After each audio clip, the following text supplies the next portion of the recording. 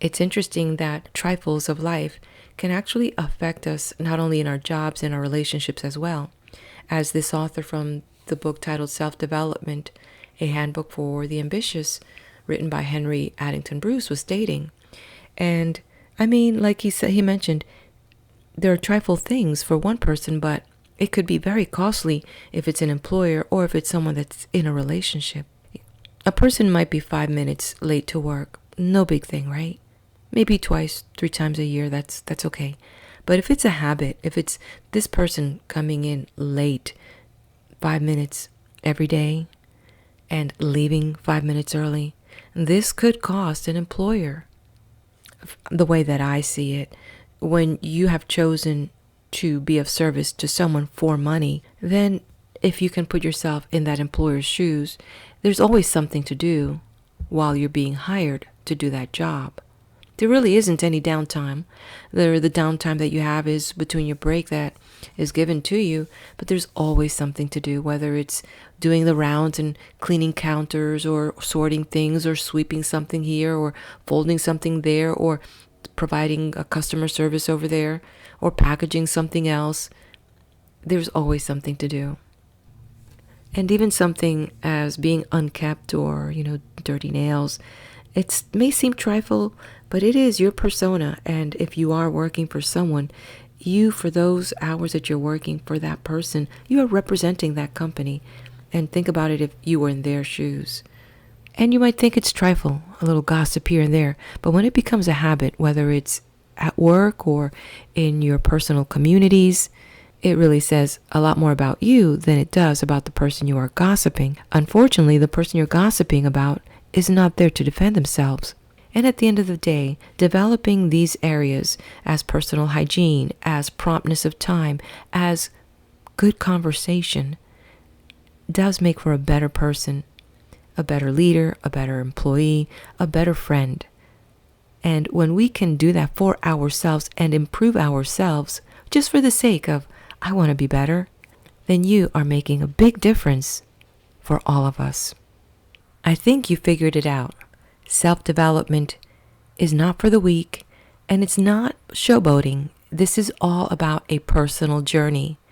There will be many, many rewards. This is like a marathon. It's like a one-person sport, yet you're part of a big team.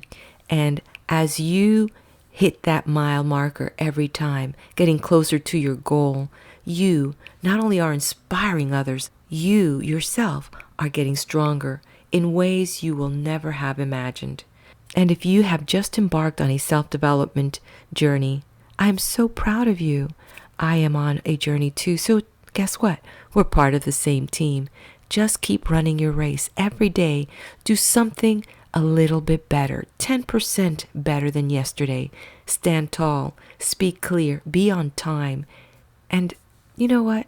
Kindness is not a sign of weakness. As a matter of fact, I believe in these times, it takes more strength to be kind. Hey, I am Daisy, your hostess. Welcome to my channel.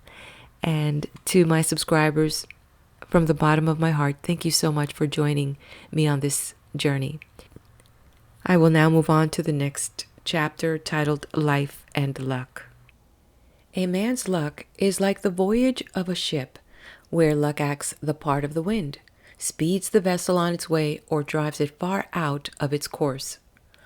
All that the man can do for himself is of little avail, like the rudder which, if worked hard and continuously, may help in the navigation of the ship, and yet all may be lost in a sudden squall. But if the wind is only in the right quarter, the ship will sail on so as not to need any steering. The power of luck is nowhere better expressed than in a certain Spanish proverb: give your son luck and throw him into the sea. Thus, Arthur Schopenhauer, arch-apostle of pessimism, add to this doctrine of human helplessness multitudes subscribe, to their own undoing and the troubling of the world. Multitudes of others happily take a more wholesome and stimulating view of life. With Schopenhauer, they concede that luck has much to do with the shaping of a man's career. but they also hold that the man himself has much to do with determining the outcome of luck's action on him. They recall that not every ship is wrecked when the wind assails it. They note that a great deal depends on the skill of the captain who directs the ship, the courage and fidelity of those in his command. A skillful captain and a brave, alert crew may bid defiance to the power of the wind. Not so with a bungling captain and a panicky crew. Their ship is doomed from the moment the storm strikes it.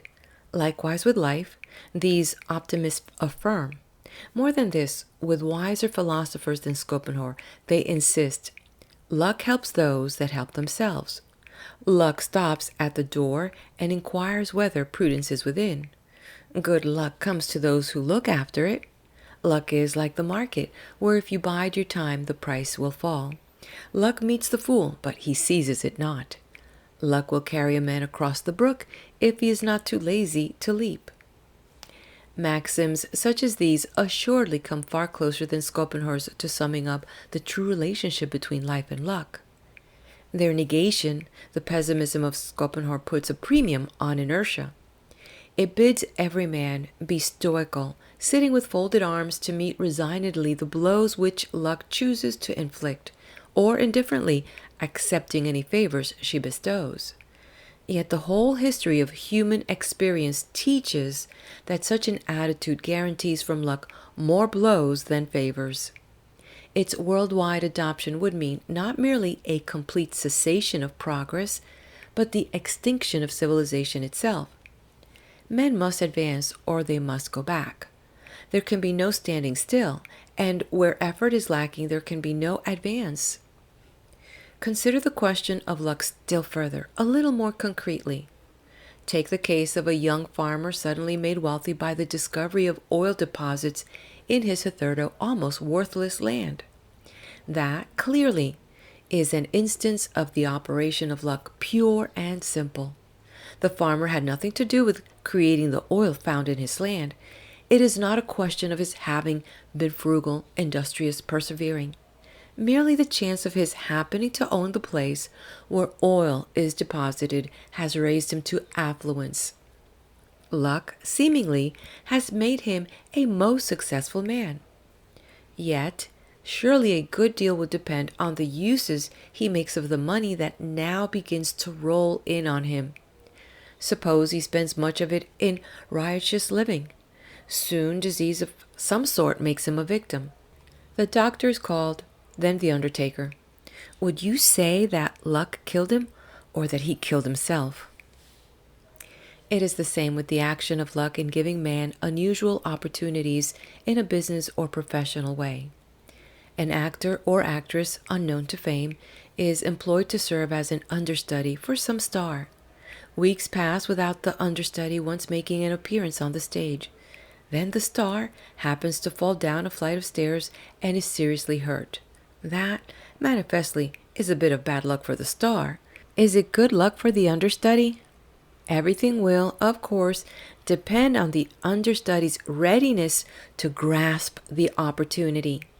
If there has been faithful preparation, a new star may forthwith find a place in the theatrical firmament, giving impressive exemplification of the truth of the shrewd remark, willpower, prudence, and thrift are the price that must be paid if one is to earn the name of lucky. In this remark, my reader, there is truly food for thought. You have perhaps been bemoaning your own bad luck and envying the good luck of a neighbor. Pause now and compare your affairs with his, as regards not present condition, but past history. If you do this honestly, you are sure to make a few discoveries that will surprise you, and they will be discoveries causing you some chagrin. You will find that in the past, when you were mainly concerned with having a good time and getting by easily, your neighbor was working hard to fit himself for every opportunity for advancement. He was not wasting his energy in foolish or vicious amusements. He did not weaken his body and deaden his mind by nerve-exhausting habits, nor did he sit with his eye on the clock and his mind far from his desk, counter, or workbench. He had, it is true, a great variety of interests. But most of all, he was interested in the things connected with his business. He studied that business as an ambitious schoolboy studies his lessons. He mastered its details. He pondered its possibilities. He made himself a man who could be trusted, and he made himself a man who knew. Naturally, he attracted the attention of those for whom he worked. Naturally, it was of him they thought when it was a question of showing preferment. Promotion after promotion was given to him. More and more pay came his way. And now, being in a position to invest money, he applied to his investments the same ardent, patient thoroughness he had applied to his work. He did not go into enterprises blindly. He kept his eyes and ears open. He thought hard. He sought reliable sources of information. Fortified by knowledge, he bought and sold, always to his profit. Yes, he was lucky. He was always lucky. And he was lucky because he deserved luck. Turn your own history. You may never have dissipated, but have you been a keen, eager, intensely interested worker? I'll warrant you have worked not because you wanted to work, but because the iron hand of necessity forced you to work. You may have been enthusiastic about some things. You have not been enthusiastic about your work. But it's not too late. You can change your luck if you will. You can change it by taking a new, keener interest in your life occupation.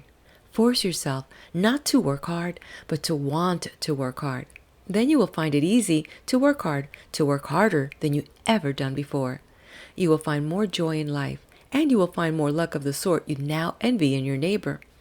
All this is guaranteed to you by the history of every really lucky man. End of chapter. We're going to continue in this video on to the next chapter. Before we do that, could you be kind, hit that like button, leave me a comment. Let me know how luck has been your friend.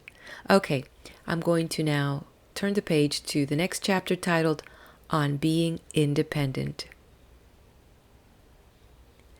If luck is a word frequently misused and misunderstood, so is the word independent. Suppose, for instance, that you tell me you are tired of working for other people, that you want to be independent, want to be your own boss. If by that you mean that you want to be in a position to attain certain praiseworthy ambitions unattainable under your present working conditions, I have no word of criticism for you. You should, in fact, make every effort so to arrange matters that you will gain the opportunity now denied you. But if it is mere discontent that motivates your yearning for independence, let me offer a friendly word of warning. So long as you work at all, if you were to live to be 100, you could not do anything but work for other people. Never could you really be your own boss. The only people in this vast universe of ours who really are their own bosses are the parasitic idlers, the street corner loafers, and the gilded vagrants who do scarcely one useful act from year's end to year's end. They certainly do exactly as they choose to do. But what sensible man would want to put himself in their class? Presidents, kings, diplomats, lawmakers, clergymen, captains of industry. There is no one who, if he be usefully engaged, is entirely master of his comings and goings. He has certain responsibilities to meet, certain services to render, which he must meet and render as surely as the humblest toiler fixed to a definite schedule of hours.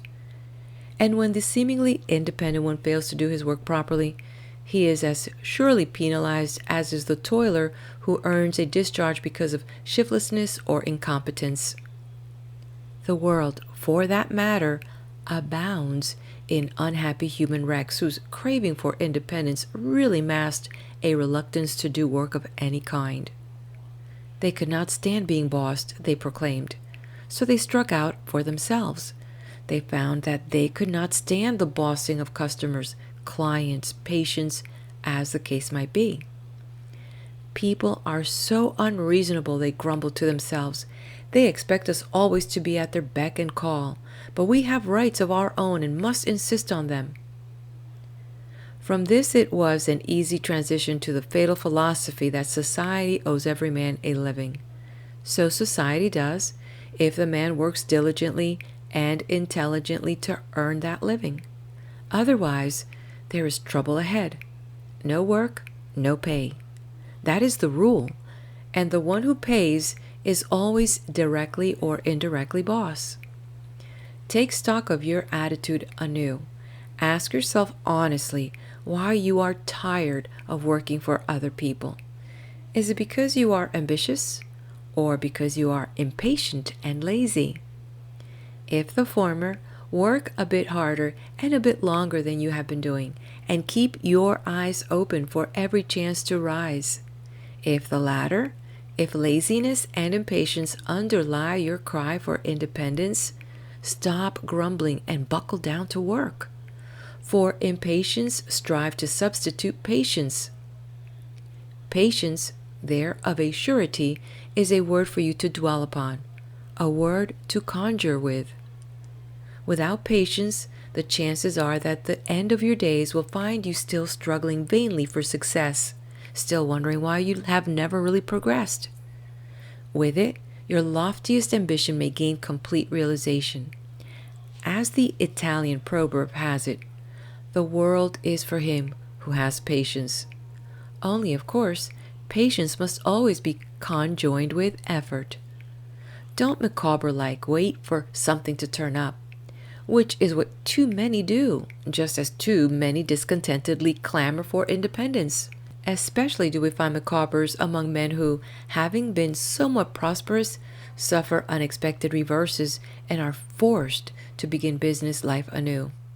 Instead of promptly setting to work to reestablish themselves, in too many instances they lose valuable time waiting for something worthwhile to offer itself. They are unwilling to recognize the desirability of taking any kind of work that will serve as a fresh starting point. They are too independent to accept positions that mean a cut in income, so they drift along in a Micawber fashion. Gradually, they lose the ability to do good, sustained work. When at last they awake to the mistake they have made, if they ever do awake to it, they find it hard to hold a position of any sort. Though, if they go the right way about it, they should not even then find it impossible to come back. Unless there is something organically wrong with a man's brain, failure need never mean irrevocable failure. That is something I wish to emphasize before bringing this book to a close. End of chapter. We're going to continue on to the next chapter, so sit back and relax. The next chapter is titled, To Profit from Defeat. You have awakened to the deplorable truth that you have not progressed in life as you had hoped and expected you would. Perhaps this has been impressed upon you by the sight of a younger man outdistancing you in the competitions of the business world. Perhaps financial bankruptcy or the sudden loss of your position has left you face to face with the cruel fact of defeat and failure. The future seems to hold nothing for you save bitterness. Face that future resolutely, nevertheless, and whatever else you do, refuse to indulge in the dismal luxury of self-pity. Once you begin to pity yourself, you are likely always to have cause to pity yourself. That is the peculiar danger of self-pity. Like a vampire, it sucks the life energy out of the man who allows it to take possession of him. It is able to do this because, as already mentioned more than once in the course of these pages, when a man's mind is filled with distressing ideas, every organ in his body slows down. His muscles lose their tone, the blood circulates less freely and less richly throughout his entire organism, including his brain. That is to say, distressing ideas make it difficult for him to think vigorously or to act vigorously. Unless he is happy, or at all events in a not miserable mood, both his mental and his physical efficiency are sure to be far below what they ought to be. Besides which, no man can be mentally or physically efficient unless he is able to concentrate his thoughts on the work he has to do. The self-pitier is not able to do this. He is unable to do it because his attention is perforce kept fixed, not on his work, but on himself. To make matters worse, his attention is fixed on himself in a way that is the reverse of pleasurable. His whole inner atmosphere is full of gloom. He eats and sleeps, works and plays in a state of never-ending melancholy. Hence, the man who pities himself is a man whose vital processes are preeminently under a psychic influence, not merely slowing them down, but gradually weakening them. Is such a man likely to escape being continuously unfortunate? To be fortunate in life, to win the success and happiness all men crave, powerful thinking and energetic doing are indispensable. These the self-pitier cannot possess. He is perpetually generating weakness, not strength. Now you understand, do you not, the fatal error of self-pity? If misfortune has been dogging your steps, let others pity you as much as they please, but never for a moment pity yourself. Live, rather, in the spirit of Henley's great song. Quote, "In the fell clutch of circumstance I have not winced nor cried aloud. Beneath the bludgeonings of chance my head is bloody, but unbowed. It matters not how strait the gate, how charged with punishment the scroll. I am the master of my fate. I am the captain of my soul." End quote. No self-pity here, but resolution, confidence, courage, the qualities that wrest victory from defeat, double a man's energy and help him to win the good fortune he deserves. And that will help you, even if the circumstance of present failure compels you to take up work entirely different from that you have been doing, to venture along strangely unaccustomed paths. Take a look at the map of the United States. All along the eastern section, you will observe, ranges of mountains extend. Like a gigantic wall, they rise between the coastal country and the vast hinterland of the Mississippi Valley and the trans-Mississippi Plains. Today, valley and plains are peopled by millions of inhabitants. Valley and plains boast great centers of commerce and industry. They are covered by a network of railways affording quick and comfortable transportation. It was not always thus. Less than 150 years ago, this vast hinterland was an undeveloped waste, roamed by wild beasts and peopled by savage red men. To the whites who lived east of the mountain barrier, it was a region abounding in terrible dangers. Yet men were found willing to face these dangers, and singly or in little groups to plunge beyond the mountains, explore the forest and meadow, and choose sites for new homes. Boone, Kenton, Harrod, Logan, Robertson, these and their mates acted as the intrepid pathfinders. Where they led, others soon followed, men, women, and little children, to occupy and to hold the new lands of Kentucky and Tennessee. Over the mountains they painfully made their way, with their scant household goods. They well knew that privations of all sorts awaited them, that death in horrid forms menaced them. But they did not falter. Think of these pioneers, you who today are troubled because some emergency forces you into a new and untried life path. Think of these pioneers and read in detail the wonderful story of how they won and developed the West. Contrast the handicaps under which they struggled with the advantages you possess in this prosperous, marvelous 20th century of ours. Then perhaps you will appreciate more clearly than you have yet done why you should look to the future with courage and confidence, not with anxiety and despair. Nor should the fact that you have reached middle life weaken your resolution, dampen your ardor, chill your hopes. It is always possible to learn and to achieve, as many a middle-aged, even elderly man has demonstrated. Are you familiar with the life story of that late Hubert Howe Bancroft, who died a few years ago at the age of 86? His career alone should satisfy you that achievement after 40 is indeed a possibility, even in some vocation unattempted before 40. Bancroft died known as one of the most prolific writers of history America has ever produced.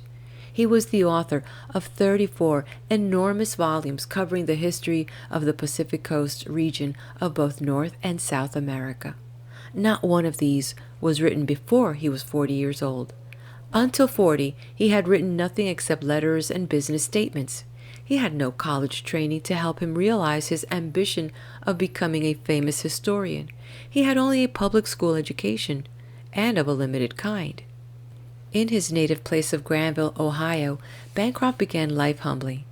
He worked first as a tannery boy, then as a farmhand. Afterward, he removed to Buffalo, where he found employment as a clerk in a bookstore. From Buffalo, he went to San Francisco, opening a bookstore of his own. In San Francisco, he prospered exceedingly. He grew to love the city and the whole Pacific Coast country. Gradually, he formed the project of writing the history of the Pacific states on a monumental scale.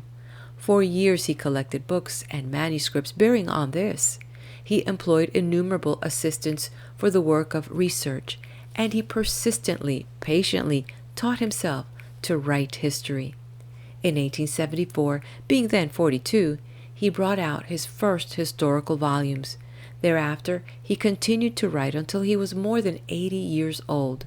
His last work was a delightful book of reminiscences telling the story of his life and times in a forceful, virile way.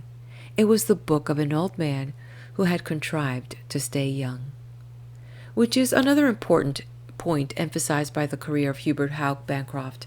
Not only is accomplishment possible after 40, the effort to accomplish tends to prolong rather than shorten life, provided the task is of a truly pleasurable nature. Bancroft loved his work as a historian. It kept dullness and boredom out of his life. It was a never-failing tonic to his mind. Being a tonic to his mind, it acted favorably on his whole organism. That is why he could work so hard and so long, with physical benefit, not physical harm. You, I will venture to say, have not been similarly enthusiastic about the work you have been doing. If you had been, it is hardly likely that you would now have to confess failure.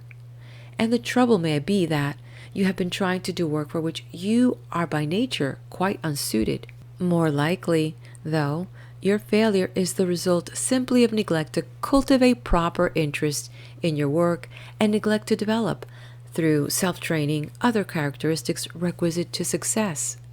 Have you ever taken the trouble to make a real study of your qualities and your defects?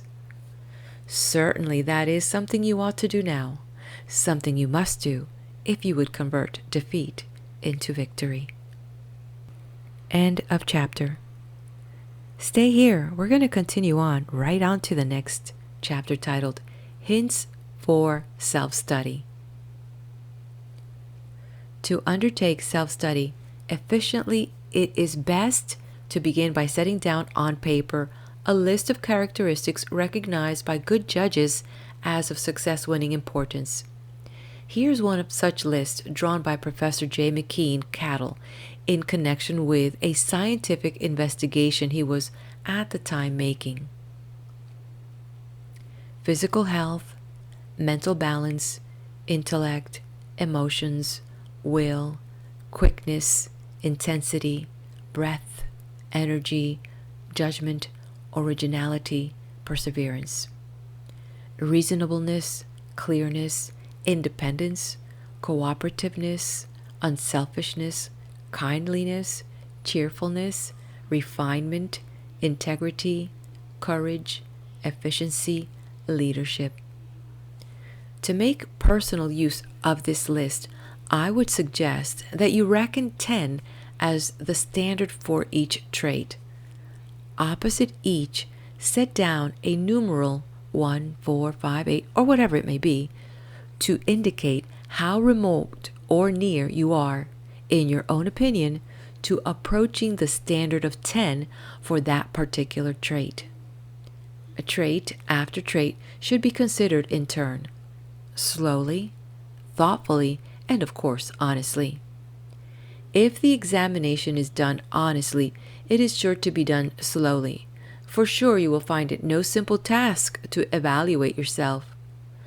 I would indeed recommend as a means both of simplifying it and of helping to ensure correct self-evaluation, a written self-examination according to the following plan.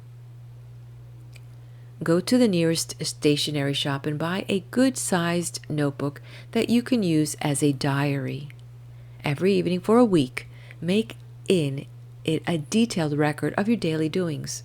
Go back in memory over the entire day, beginning with the moment you awakened. Set down the time you awakened and whether you slept well or poorly the previous night.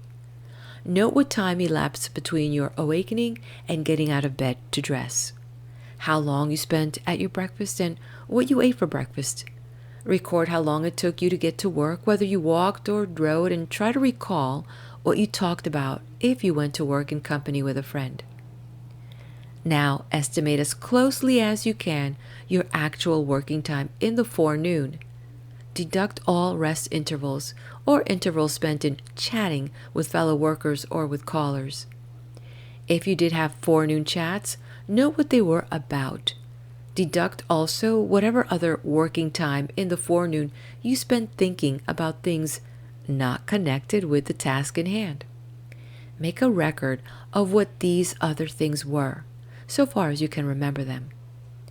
Record the time taken for your lunch, the actual eating time. Record what you ate at lunch, also how you occupied yourself after lunch before returning to work. Scrutinize your afternoon working time as you scrutinized your forenoon working time. Estimate the time spent not simply in working, but in truly thinking about your work.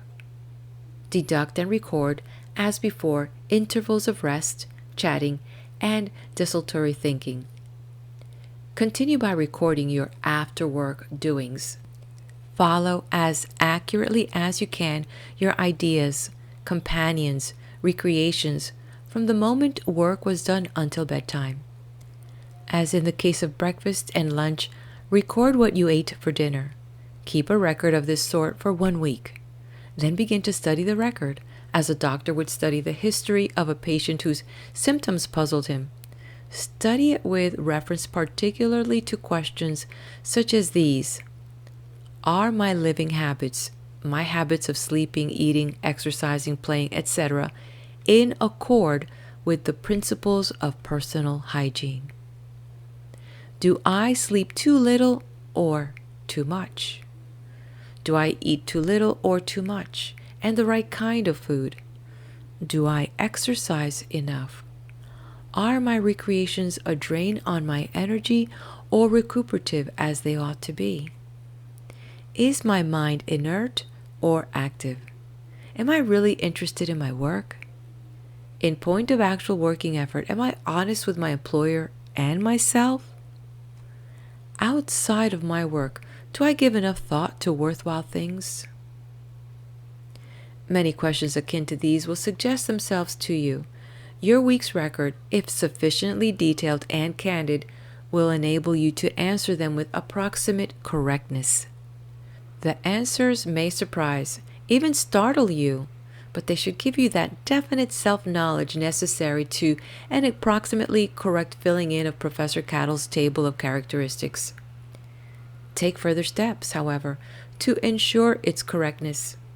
Scientific experiments have shown, as recorded, for example by Professor H.L. Hollingworth in his Vocational Psychology, that no matter how honest a person may be, there is a general tendency to over-evaluation in some degree with regard to especially desirable traits.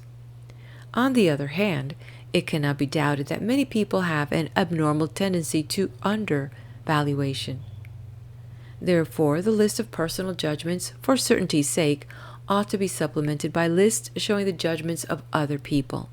For this purpose, all that is necessary is to make 6 copies of the list printed above. These copies may then be given to friends, all of whom are about equally well acquainted with the person making the self-study.